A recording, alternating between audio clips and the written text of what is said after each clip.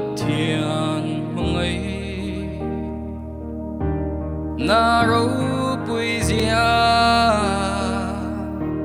thu le la in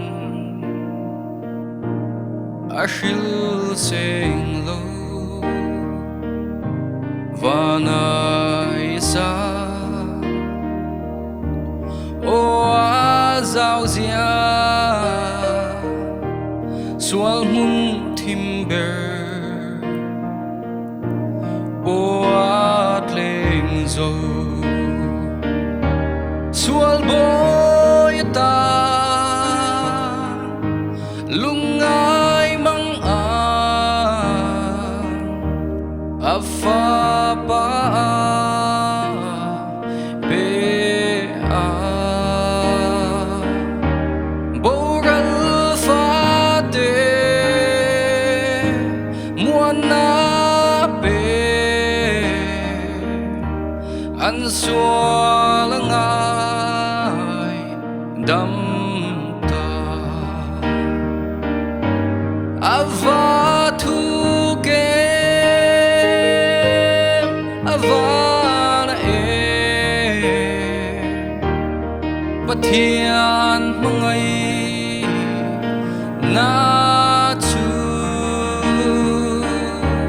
chatuang poi chuai don ne angel varte la chu ram ro pui le lal chut the an tlom veka hungar lang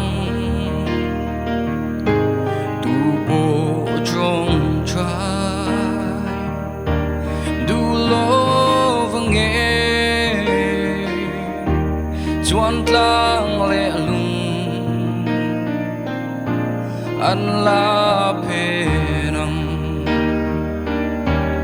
a chuai lo vang a lang zelang pathian mangai na chu adam tha tlan na fa angel varte la chu tùy fin riết giống lâu tùy chẳng sẽ giặc na ta thinh giar tin re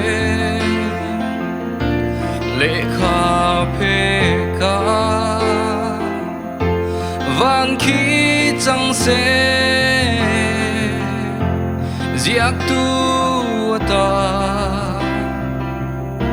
chuan mi tin re amma ngai na buang do akang dấu nghe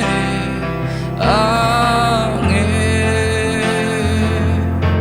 aleng đón lâu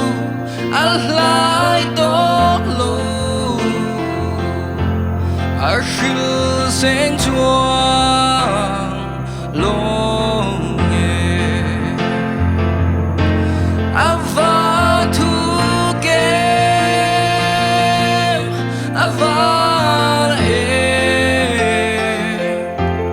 pathian mangai